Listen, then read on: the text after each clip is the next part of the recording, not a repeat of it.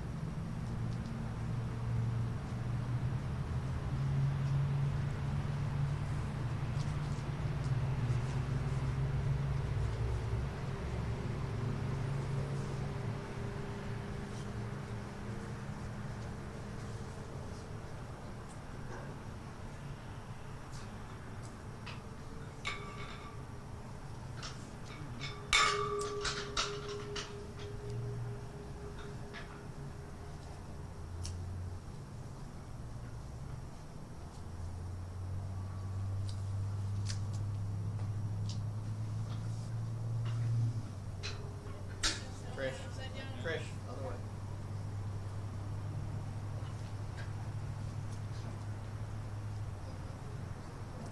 I think she just has to clip it and then it goes back. I'll go the other way.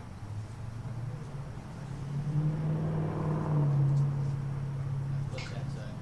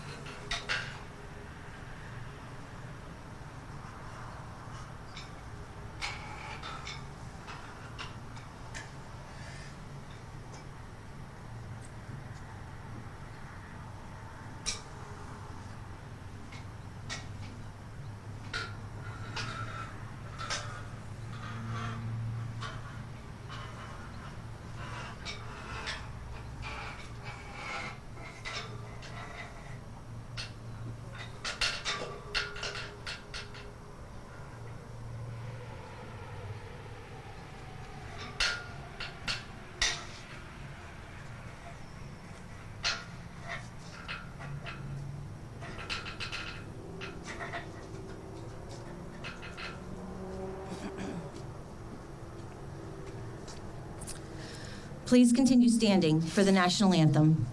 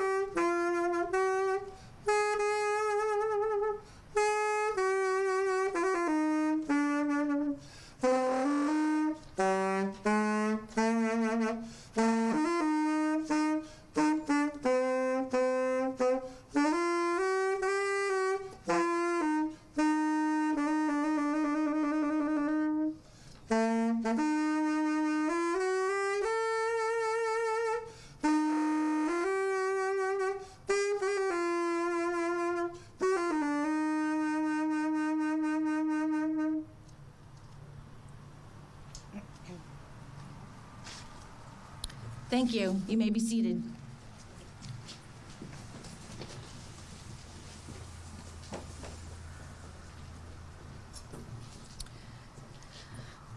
September 11th, 2001 is a day most of us will never forget.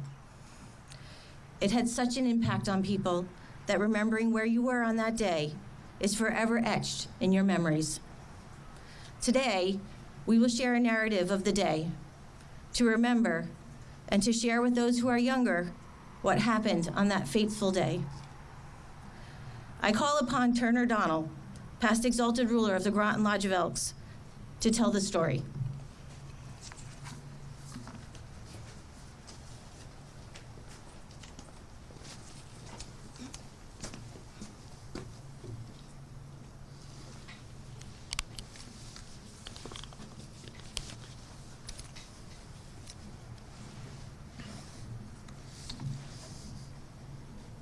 Good morning. Key moments of our narrative will be emphasized by the tolling of 11 bells. For Elks, these bells and our toast acknowledge that our members will never be forgotten, and we would like to share that sentiment with those who were lost on 9/11. 20 years ago today, people were starting their day without the slightest idea that it would become one of the most tragic days of their lives, a day that they will never forget. On that morning, a total of 19 terrorists would hijack 4 California-bound commercial airplanes shortly after their departures from Boston, Massachusetts, Newark, New Jersey, and the Washington, D.C. metropolitan area. Please listen as I recount the events of the day. At 5:45 a.m., 2 of the hijackers passed through security at Portland International Airport and boarded a commuter flight to Boston Logan International Airport, where they connect to American Airlines Flight number 11. 3 other hijackers will join them on that flight. Less than 2 hours later, the 5 terrorists who will hijack American Airlines Flight 77 are videotaped as they pass through Washington Dulles International Airport's West Checkpoint. 3 of the hijackers set off metal detectors, but no weapons were found.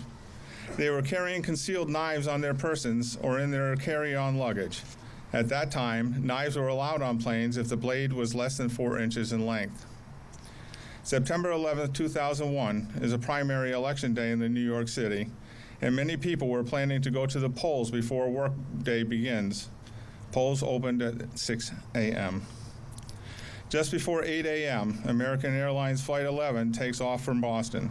There are 11 crew members, 76 passengers, and 5 hijackers on board. The plane also carries 76,400 pounds of fuel for its transcontinental flight. Approximately 15 minutes later, United Airlines Flight number 175 also takes off from Boston, bound for Los Angeles. It has 9 crew members, 51 passengers, and 5 hijackers on board. That flight is loaded with 76,000 pounds of fuel. At 9:18 a.m., 20 minutes after takeoff, flight attendant Betty Ann Ong alerts American Airlines ground personnel that a hijacking was in process and that the cockpit was unreachable. She's able to transmit detailed information about the hijacking while on the call, which lasts for 25 minutes. Shortly before this call, one of the hijackers had stabbed the passenger immediately in front of him in first class. The passenger's name was Daniel M. Lewin, and he is believed to be the first person killed in the 9/11 attacks. While Ong was on the phone call, the hijackers turned off the plane's transponder, a device that allows air traffic control to monitor the plane's flight path.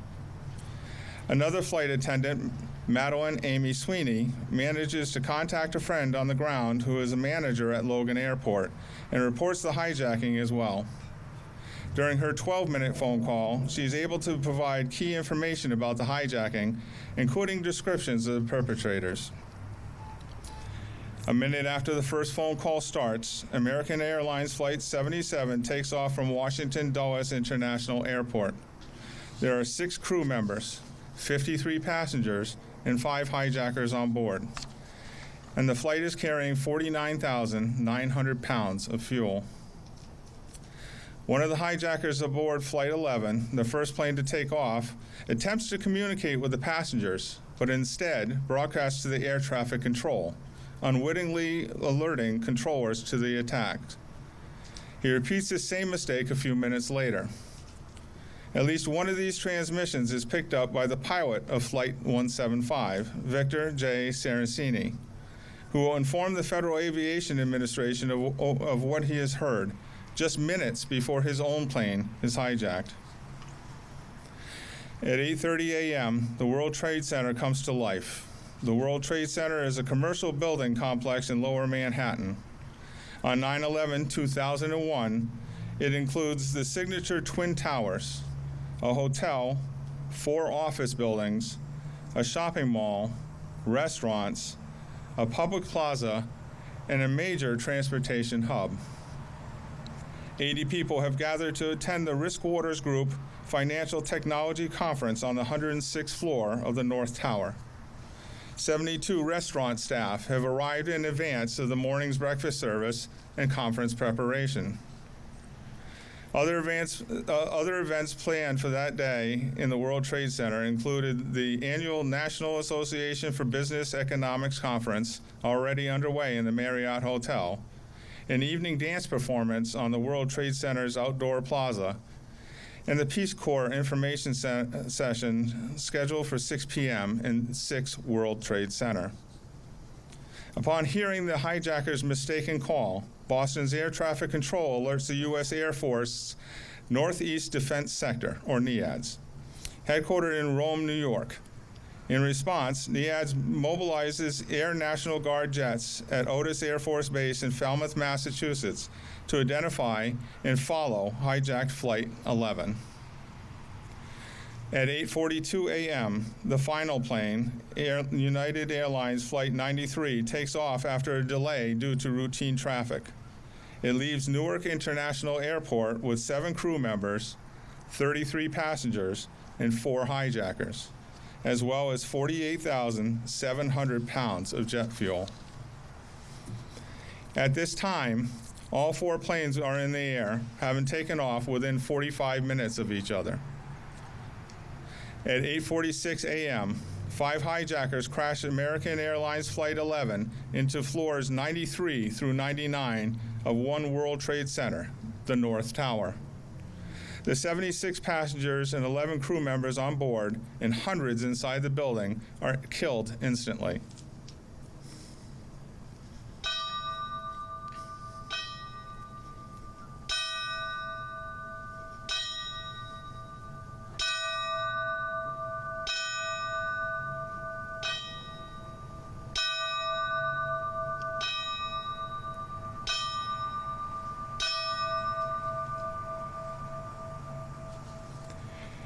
The crash in the North Tower severs all 3 emergency stairwells and traps hundreds of people above the 91st floor.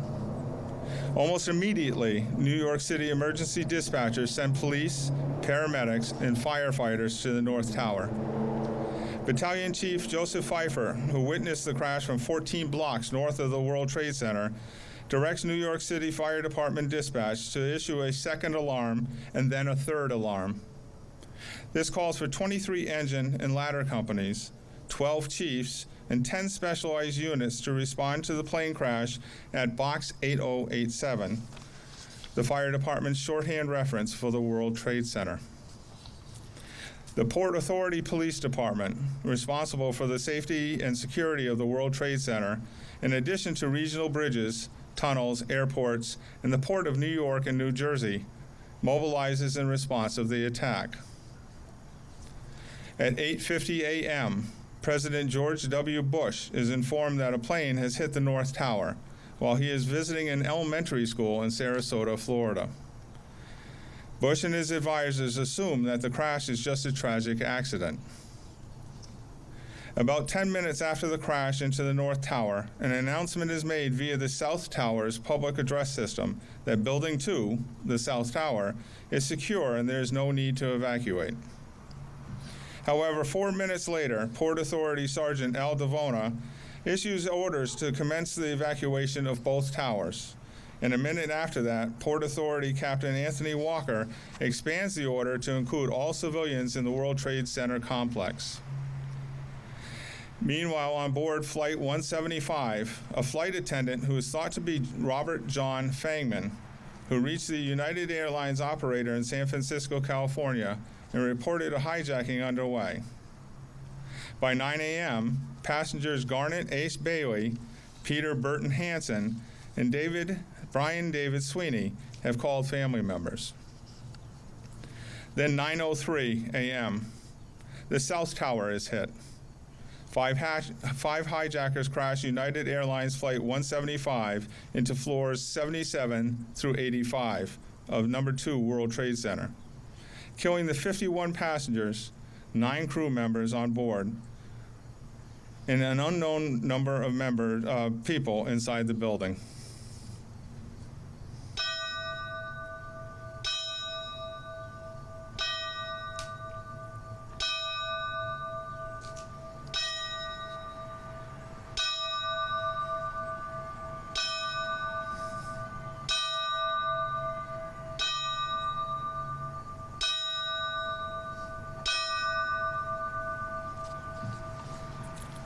Two of the 3 emergency stairwells are rendered impassable, and a majority of the elevator cables in this area are severed by the impact of the crash.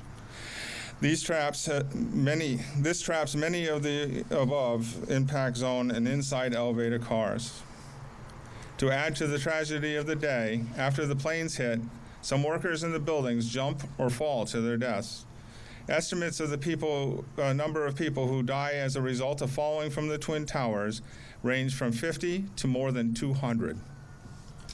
At the time of the second crash, in addition to requesting the shutdown of airspace over New York City, the New York City Police Department calls for a second Level 4 mobilization, bringing its total deployment to nearly 2,000 officers.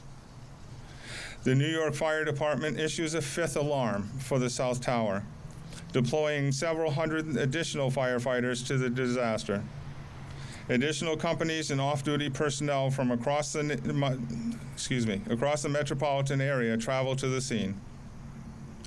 At 9:05 a.m., President Bush is informed that the second plane has crashed into the World Trade Center. Before leaving the elementary school in Sarasota, President Bush delivers remarks calling the attacks a national tragedy, and shared that he had been in contact with Vice President Cheney, New York Governor George Pataki, and FBI Director Robert S. Mueller III. Terrorism against our nation will not stand, he tells Americans in his minute-long statement. At this time, New York Mayor Rudolph Giuliani arrives at the New York Police Department's command post near the World Trade Center. 9:12 a.m. on Flight on board Flight 77, attendant Renee E. May calls her mother, Nancy May, and tells her that the hijackers have seized the plane, forcing the passengers and the crew to the rear. When they are disconnected, Nancy May calls American Airlines. Minutes later, another Flight 77 passenger makes a call. Barbara K. Olson calls her husband, U.S. Solicitor General Theodore Olson, who is at his desk in the Department of Justice. She tells him that the hijackers have taken over the plane using knives and box cutters. Theodore Olson alerts federal officials. By 9:30 a.m., a report by a U.S. Secret Service agent of the possibilities of additional hijacked planes prompts the Office of Emergency Management to evacuate its headquarters at 7 World Trade Center. Then, at 9:37 a.m., 5 hijackers crash American Airlines Flight 77 into the Pentagon. The 53 passengers and 6 crew members on board perish. The crash and ensuing fire kills 125 military and civilian personnel on the ground.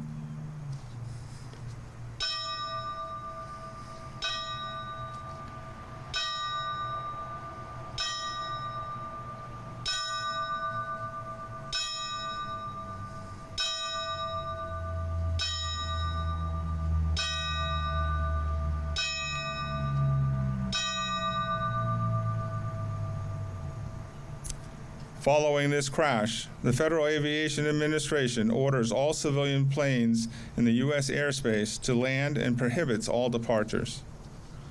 By 9:45 a.m., evacuations begin at the White House and U.S. Capitol, where the House of Representatives and the Senate are in session. The Vice President has already evacuated to the Presidential Emergency Operations Center beneath the White House. Throughout the morning, officials across the country are in the process of closing bridges, buildings, and other public spaces. On Flight 93, multiple telephone calls are known to have been made, at least 37 of them, most made from the rear of the plane. One of the last calls is made by passenger Edward P. Felt, who uses his cell phone to dial 911. By 9:58 a.m., Flight 93 is so low that he succeeds in reaching an emergency operator in nearby Westmoreland County, Pennsylvania. At 9:59 a.m., after burning for 56 minutes, the South Tower collapses in 10 seconds. More than 800 civilians and first responders inside the building and in the surrounding area are killed as a result of the attack on the South Tower.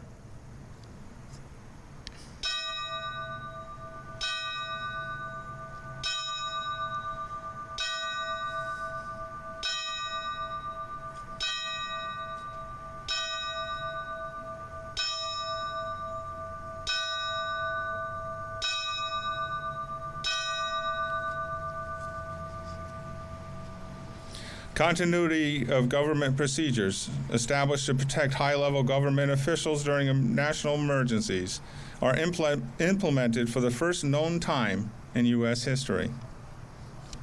A few minutes later, at 10:03 a.m., 4 hijackers crashed Flight 93 in a field near the town of Shanksville in Somerset County, Pennsylvania, after passengers and crew stormed the cockpit. The 33 passengers and 7 crew members on board perish. The crash site is approximately 20 minutes flying time from Washington, D.C.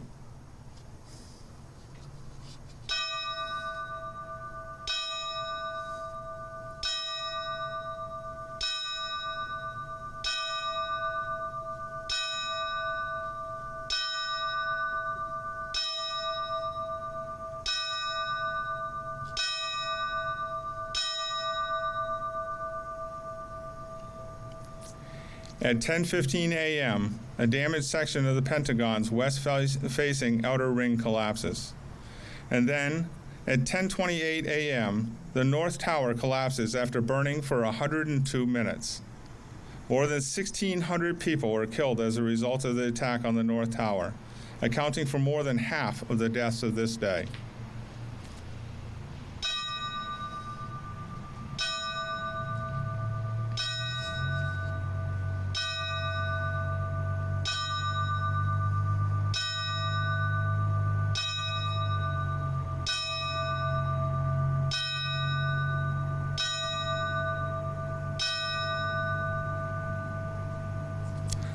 Mayor Rudolph Giuliani and senior members of his administration are nearby and find shelter inside an office building near the World Trade Center.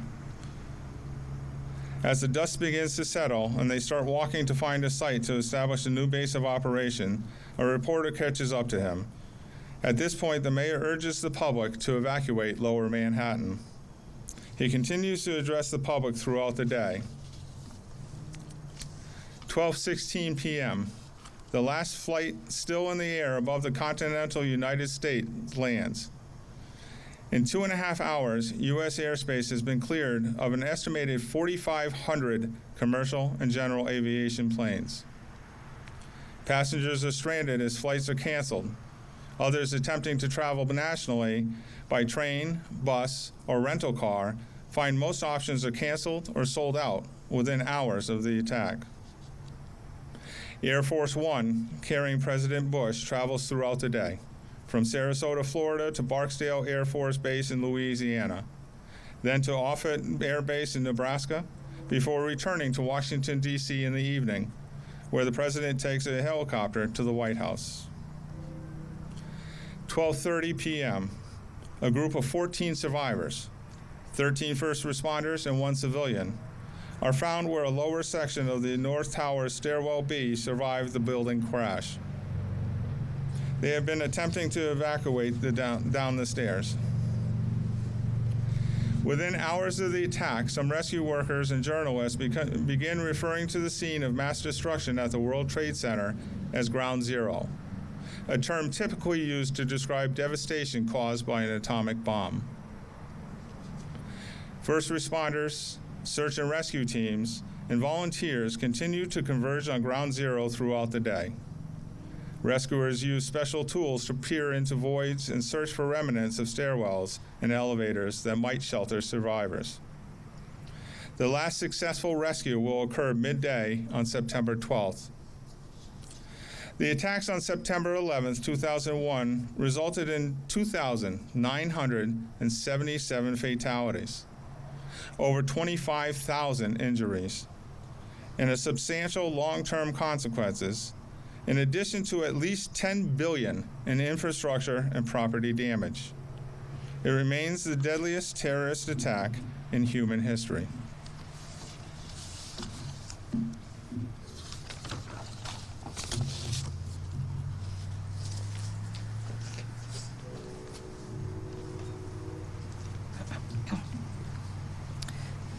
Thank you, Turner. As you can well imagine, the events of September 11th had a profound effect on firefighters and police officers everywhere. I would like to call upon Captain Dan Tompkins of the City of Groton Fire Department to share his story.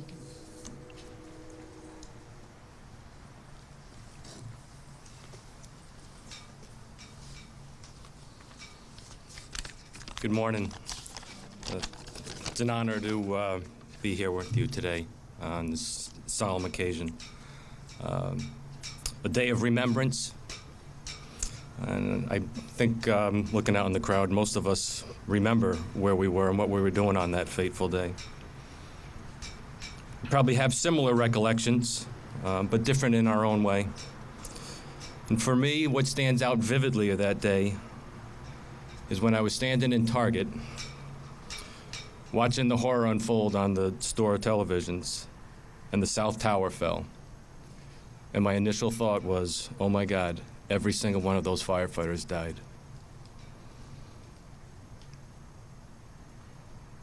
I knew they were gone, and I knew the ones climbing the stairwell of the North Tower would soon suffer the same fate. Those firefighters watched and heard and felt the tower next to them collapse, and yet they pushed on, knowing they were facing an ultimate demise. That's who heroes are. Those 23 NYPD police officers, 37 Port Authority police officers, and 343 FDNY firefighters, and hundreds more that have died since and continue to die today because of the toxic environment they worked in. They gave their lives to effect the rescue of thousands of citizens. They valiantly performed the largest and most successful rescue mission in first responder history. Remembrance. They are the people I ask for you to remember today. I ask for you to remember Lieutenant Brian Ahern of FDNY Engine 230, cousin of retired City of Groton firefighter Rick McGuigan. And I ask for you to remember in a special way Firefighter Kevin O'Reilly of FDNY Engine 207 and Ladder 40, cousin of Chief Tompkins and myself. It is these heroes that we remember today, and I think the way that we honor them is to be united. Our country has become so divided, people are more concerned with Democrat versus Republican, liberal versus conservative, masked versus unmasked. We disrespect these heroes who gave their lives for us. Remembrance. I would ask you all to remember how you felt on September 12th. We were a united country. We were one. We're all guilty of pointing blame on who we perceive to be the other side. And I ask that when we feel ourselves falling into that trap, that we remember September 12th and how we felt that day. I pray today that God will grant us the compassion to make that possible, that he will grant peace to those who lost loved ones, and that he will grant strength to those who continue to struggle from the effects of that horrid day.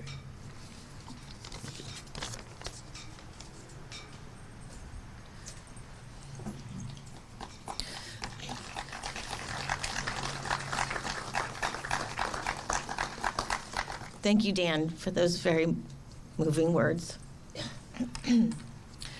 I would now like to introduce Captain Trish Leto of the City of Groton Police Department to offer a few words.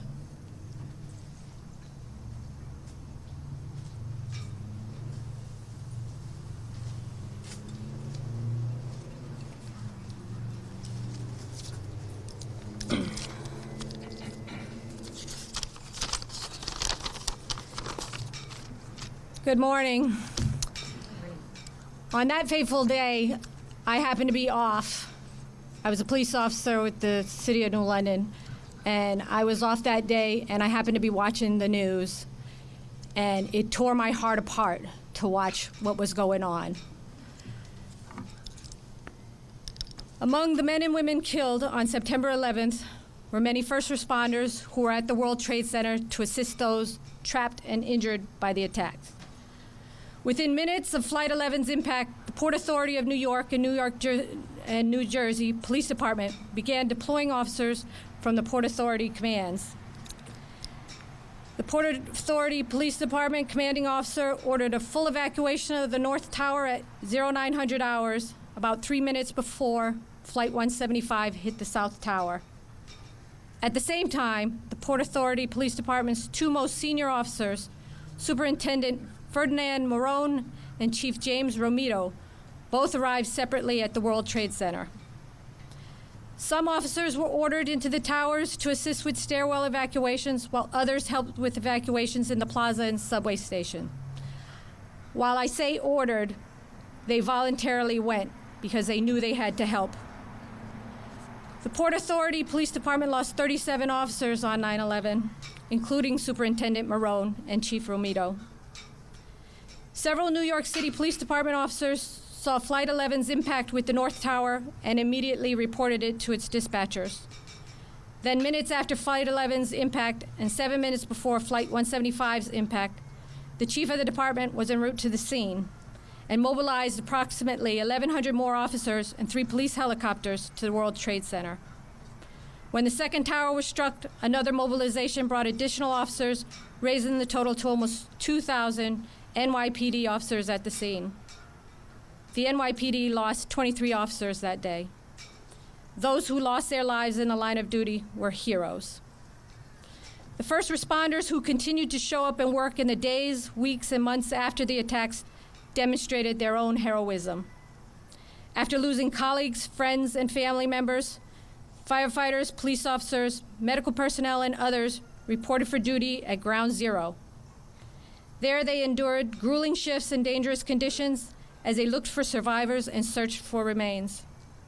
The bond that was shared by those brave souls that persisted that day shows the commitment to protect that each one of these officers were determined to uphold. Men and women from around the country poured into New York City seeking to help those at the site, including at least 2 members from the City of Groton Police Department. Chief Jenkins and his brother, retired police officer Ron Jenkins, went without hesitation. Their recollection was that it was not called Ground Zero, but Ground Hero. Let us not forget how our country came together that day. Thank you.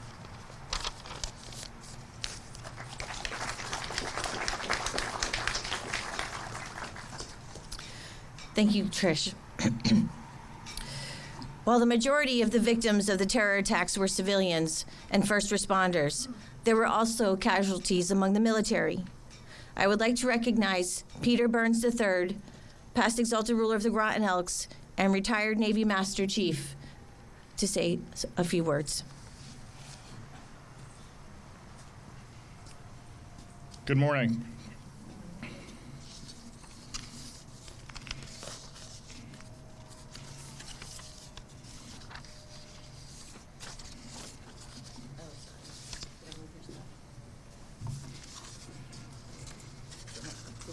Take it.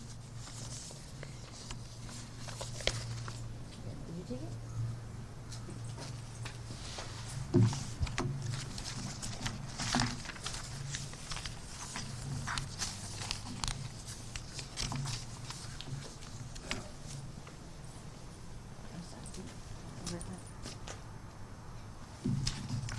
Okay, here. Sorry. My apologies. On September 11th, 2001, terrorists took the lives of nearly 3,000 people on American soil. The Pentagon, headquarters for the Defense Department, was attacked that day by American Airlines Flight 77 when it flew into the west wall of the building's first floor, setting off a chain of events that killed 125 people inside, most of whom were Army and Navy service members and employees, along with 64 souls aboard the Boeing 757. While the act was horrific and all the losses on that day were devastating, the death toll at the Pentagon could have been far worse.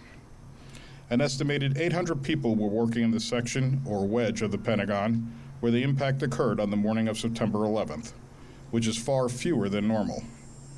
In an incredible stroke of luck, that wedge had recently undergone a major renovation, and only a fraction of the workers had moved back into their offices. If the plane had hit any other section of the building that day, there would have been as many as 4,500 Pentagon employees in the flight path. In addition, strategic design decisions made 60 years earlier had kept the Pentagon upright. The U.S. Army Corps of Engineers built in excess strength and structural redundancies that would end up saving hundreds and potentially thousands of lives on 9/11. Incredibly, not one Pentagon worker was killed during the partial collapse of the 2nd through 5th floors, which occurred 30 minutes after the crash. Within minutes and hours of the attacks, multiple branches of the military were responding with whatever assistance was needed. The USS George Washington and her battle group were already at sea conducting exercises, so Admiral Robert J. Natter, the Commander-in-Chief of the Atlantic Fleet, sent them north. The USNS Comfort was being prepared. The USS Baton and USS Shreveport were available if needed. Air cover was already up with Navy jets out of Naval Air Station Oceana. The U.S. Coast Guard cobbled together a makeshift fleet of over 150 ferries, tugs, Coast Guard ships, and privately owned recreational boats that evacuated nearly 500,000 people from Battery Park and its environs to Staten Island, Ellis Island, and New Jersey, incredibly performing this feat in only 9 hours. One of the most moving stories involving the military was reported by Captain Patrick C. Burns, U.S. Navy retired, who witnessed this 9 months later, and in his own words he said, "The night before the public closing of Ground Zero, hundreds of sailors, Marines, and Coast Guardmen lined the route from the base of Ground Zero.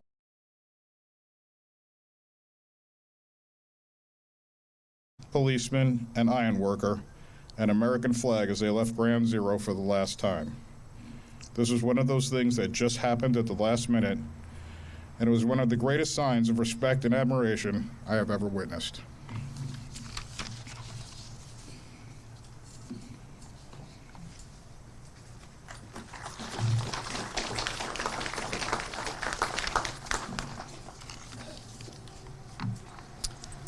Thank you, Peter.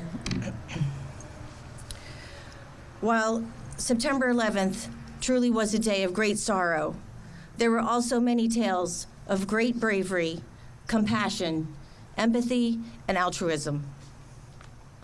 A few examples. John Abruzzo, a paraplegic accountant, was carried down 69 flights of stairs by his coworkers. Mark Fichtel, the president of the New York Coffee, Sugar, and Cocoa Exchange, was knocked over in a fleeing crowd and was helped to his feet by his report by a little old lady.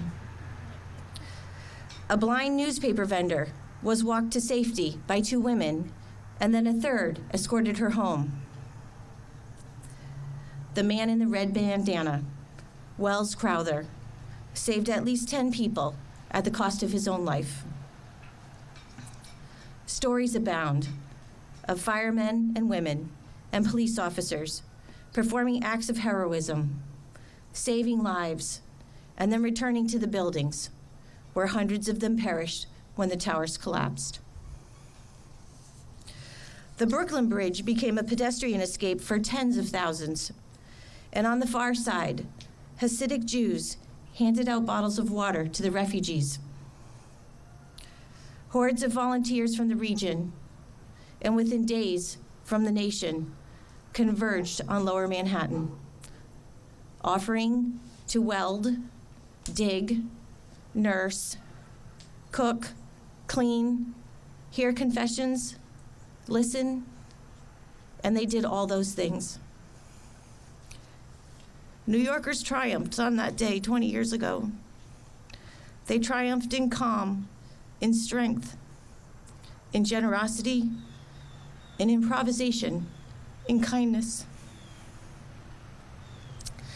As Deputy Defense Secretary Kathleen Hicks said yesterday, as we are here commemorating the 20 years since the attacks, this is a fitting moment, I think, to rededicate ourselves to that resilient spirit, one that seeks to act selflessly, uphold our duty,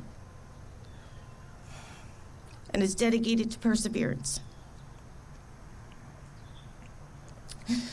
I would like to acknowledge the use of materials from the September 11th Memorial Museum that was invaluable in helping prepare this, as well as multiple articles about September 11th, 2001.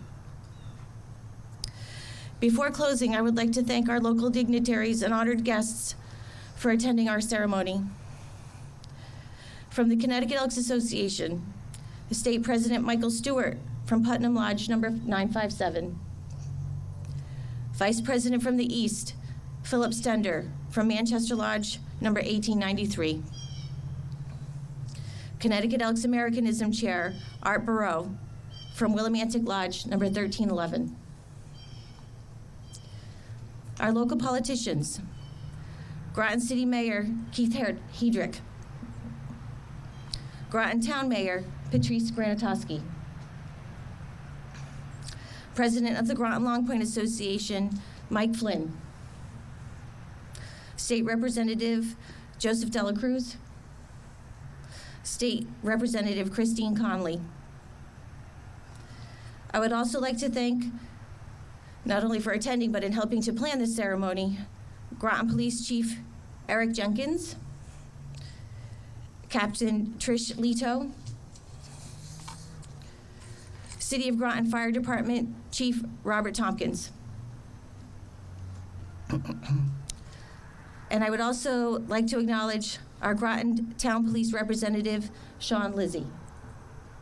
And I know there are others here, I don't know by name, and representatives of the local town councils, the Navy Submarine Base Fire Department, and other police and local fire departments and other local politicians. And I would like to thank all of you for coming and being part of our ceremony, as well as enormous number of members of the Groton Elks. So thank you very much. This ceremony and our field of flags was made possible by the contributions of many people.